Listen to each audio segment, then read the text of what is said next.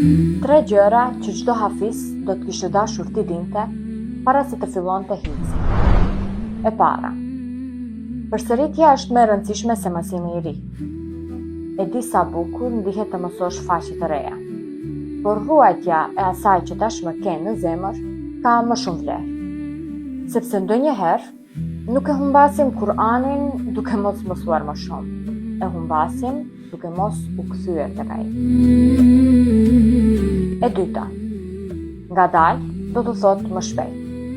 Mos u krahaso me dikë që mëson më shumë se ti. Një ajet i mësuar me siguri dhe qetësi vlen më shumë se 5 të mësuar me nxitim. Ti nuk je në garë me askë. Dhe e treta, vështirësitë janë pjesë e rrugtimit.